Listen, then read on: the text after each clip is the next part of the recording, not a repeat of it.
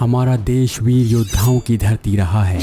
यहाँ भगवान राम, कृष्ण और ना जाने कितने ही महाबलियों ने जन्म लिया है। इसी धरती पर ब्रह्मास्त्र जैसे हथियारों का सृजन किया गया है, लेकिन एक हथियार जो आदिकाल से प्रचलित रहा है वो है तलवार। भारत में बनी तलवारें पूरी दुनिया में प्रसिद्ध रही हैं। आज के वीडियो में हम आपको भारत के बड़े बड़े योद्धाओं की तलवारों के बारे में बताने जा रहे हैं। तो चलिए दोस्तों शुरू करते हैं। पृथ्वीराज चौहान की तलवार। पृथ्वीराज चौहान चौहान राजवंश के सबसे महान शासक थे।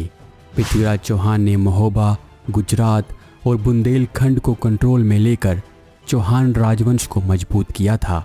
11 वर्ष की उम्र में चौहान राजवंश का दारोमदार संभालने वाले पृथ्वीराज चौहान के जितने विशाल और अद्भुत कारनामे थे, उतने ही भारी भरकम और अद्भुत उनके अस्त्र शस्त्र थे। तभी तो आज जहां 50 किलो की बोरी को उठाने में 2 लोगों की ज़रूरत पड़ जाती है, वहीं पृथ्वीराज चौहान अपने वजन के साथ ही 60 किलो की तलवार लेकर युद्ध भूमि में जाते थे और दुश्मनों से मुकाबला करते थे। यही नहीं, इनकी इसी 38 इंच की तलवार को आकर्षक और राजवंश का प्रतीक दिखाने के लिए इस पर 4 इंच की सोने की मुठ भी चढ़ाई गई थी, जिससे इन्होंने इतिहास में अनगिनत युद्ध लड़े थे। माना जाता है कि पृथ्वीराज चौहान की तलवार लगभग 900 साल पुरानी थी और उनके वंश की खानदानी तलवार भी थी।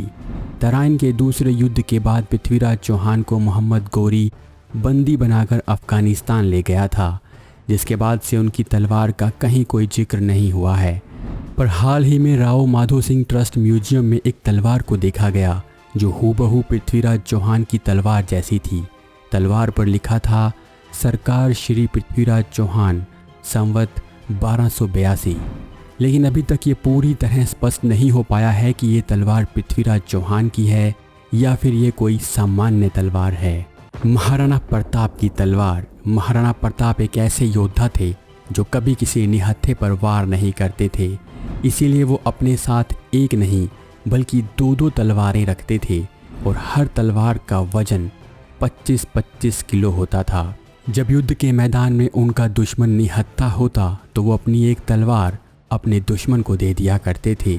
महाराणा की तलवार को भारतीय इतिहास की सबसे पुरानी और खतरनाक तलवार माना जाता है, जिसका नाम था खंडा। अगर आप ये सोच रहे हैं कि खंडा को खतरनाक क्यों माना जाता है, तो आपको बता दूं कि खंडा तलवार धार्मिक और ऐतिहासिक दोनों नज़रिए से बहुत ज़्यादा शक्तिशाली थी, क्योंकि ये वो 2-धारी तलवार थी जिसके ब्लेड इतने सीधे और नुकीले थे कि इसकी मदद से दुश्मन पर वार कर उसका खात्मा करना हवा के झोंके जैसा आसान होता था। अगर धार्मिक ग्रंथों की माने तो खंडा अज्ञान को हटाकर दुनिया को ज्ञान का रूप दिखाता है। इसी वजह से राजपूत घरानों में इस तलवार की बहुत मान्यता थी। महाराणा प्रताप की वो तलवारें आज भी उदयपुर के महाराणा प्रताप म्यूजियम में रखी हुई हैं। मेवाड़ के शूरवीर महाराणा प्रताप का वजन 110 किलोग्राम था और वो 208 किलोग्राम का कवच, भाला और तलवार लेकर युद्ध के मैदान में उतरा करते थे। रणभूमि में उनका घोड़ा चेतक भारी भरकम महाराणा प्रताप के साथ 208 किलो का वजन लेकर भी हवा की गति से दौड़ता था। लड़ाई के मैदान में चेतक वो कारनामा कर देता था जो दूसरे घोड़ों के लिए असंभव था। हल्दी घाटी के ऐतिहासिक युद्ध में भी महाराणा प्रताप का भाला, कवच और तलवार देखकर सभी आश्चर्यचकित रह गए थे। अब बात करते हैं छत्रपति शिवाजी महाराज की तलवारों की। मुगलों से लड़ने के लिए मराठों ने एक विशेष तलवार बनाई थी जिसका नाम था दंड पट्टा। देखने में बहुत ही हल्की लेकिन दुश्मन को पल भर में ख़त्म कर सकने वाली ये तलवार मराठा दोनों हाथों से इस्तेमाल किया करते थे। शिवाजी महाराज भी इस तलवार को बड़ी ही कुशलता के साथ चलाया करते थे। इसके अलावा शिवाजी महाराज के पास 3 नायाब तलवारें थीं, भवानी, जगदम्बा और तुलजा। कहा जाता है कि भवानी नाम की तलवार सतारा के उदयराजे भोसले के पास है, जो कि शिवाजी महाराज के वंशज हैं। कहते हैं कि इस तलवार पर शाहू छत्रपति लिखा हुआ है, इसीलिए ये तलवार सच में शिवाजी महाराज की तलवार है या नहीं, इस बारे में कोई पुख्ता प्रमाण नहीं है। अब बात करते हैं जगदम्बा तलवार की। इस तलवार की कहानी बड़ी दिलचस्प है। ये तलवार आज भी लंदन के बकिंगम पैलेस में भारतीय खजाने का हिस्सा है। इस तलवार को भारत की तरफ से वेल्स के प्रिंस एडवर्ड 7 को उस वक्त उपहार में दिया गया था जब उन्होंने भारत की यात्रा की थी। चलिए अब आपको बताते हैं इस तलवार से जुड़ी एक कहानी के बारे में। जब शिवाजी महाराज कोंकण की यात्रा पर गए हुए थे तभी उनके एक योद्धा अंबाजी सांवत ने स्पेन के एक जहाज पर हमला बोल दिया और हमले के बाद अंबाजी ने पुर्तगाल के सेनापति के पास से खूबसूरत तलवार पाई, जिसे महाशिवरात्रि की पूजा के वक्त अंबाजी के ही बेटे ने शिवाजी को उपहार के रूप में दिया। ये ऐसी अद्भुत और विशेष तलवार थी जिसे देखकर महाराज ने फौरन अपनी सेना के लिए भी ऐसी तलवार बनाने का काम स्पेन को सौंप दिया। फिर कई महीनों बाद जब स्पेन से तलवारें बनकर आई तब उसके साथ ही स्पेन के राजा ने रत्नों से जड़ी एक अद्भुत और नायाब तलवार भी भेजी थी। इस तलवार को शिवाजी ने जगदम्बा नाम दिया था। इस तलवार का वजन 1.2 किलोग्राम था और इसी हल्केपन की वजह से ये दुश्मनों को मार गिराने में काफ़ी कुशल थी। एक और तलवार जो शिवाजी महाराज के पास थी वो थी तुलजा, जो उनकी खानदानी तलवार थी। अगर इतिहासकारों की माने तो ये तलवार शिवाजी महाराज को राज्याभिषेक के वक्त उनके पिता शाहजी से मिली थी। इस तलवार के बारे में आज किसी को कुछ भी नहीं पता है। महाराजा रंजीत सिंह की तलवार। महाराजा रंजीत सिंह को पूरी दुनिया में शेरे पंजाब के नाम से जाना जाता है, क्योंकि उन्होंने ही सबसे पहले सिख राज की स्थापना की थी और जब तक वो जिंदा रहे कोई भी शक्ति पंजाब की ओर आंख उठाकर नहीं देख पाई। महाराजा रंजीत सिंह की तलवार को भी हाल ही में खोजा गया है। आज़ादी के बाद अंग्रेज महाराजा की तलवार को लूट कर अपने साथ इंग्लैंड ले गए थे। ये तलवार वहाँ एक ऐसे ब्रिटिश परिवार के पास मिली है जिसके पूर्वज सेना में थे। इसके मोड़ पर गुरुमुखी लिपि यानी पंजाबी में महाराजा रंजीत सिंह लाहौर लिखा हुआ है।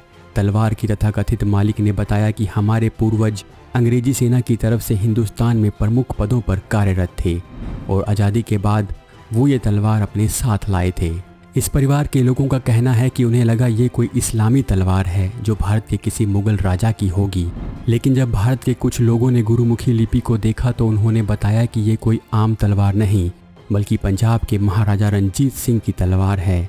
इस तलवार की लंबाई 33 इंच है, जिसकी नीलामी इंग्लैंड में हो चुकी है और ख़ास बात यह है कि इसे भारतीय मूल के एक नागरिक श्री ओम ढिल्लन ने एक बड़ी रकम देकर खरीदा है। टीपू सुल्तान की तलवार। भारत के सबसे बड़े योद्धाओं की बात हो तो उनमें टीपू सुल्तान का नाम भी जरूर आता है। मैसूर टाइगर के नाम से जाने जाने वाले टीपू सुल्तान की तलवार को 21 करोड़ में नीलाम किया गया था। टीपू सुल्तान की इस तलवार की नीलामी करने वाले थे विजय माल्या, वही विजय माल्या जो देश छोड़कर भाग चुके हैं।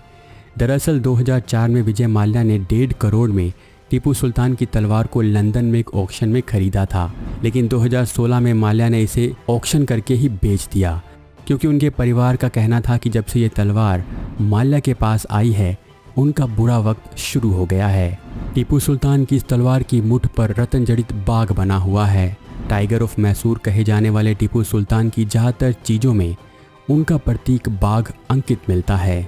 टीपू सुल्तान की इस तलवार को बनाने में ज़्यादा कार्बन की मात्रा वाली बुटेज नामक स्टील का इस्तेमाल किया गया था। ये तलवार इतनी तेज है कि अगर किसी ने लोहे का कवच भी पहना हो तो उसे भी चीर सकती थी। इस तलवार की मुठ पर कुरान की आयतें लिखी होती थी जिसमें युद्ध फतह के संदेश अंकित थे। तो दोस्तों ये थी भारत के सबसे बड़े योद्धाओं की तलवारें। आप इनमें से किस योद्धा को सबसे ज़्यादा पसंद करते हैं नीचे कमेंट करके ज़रूर बताएं।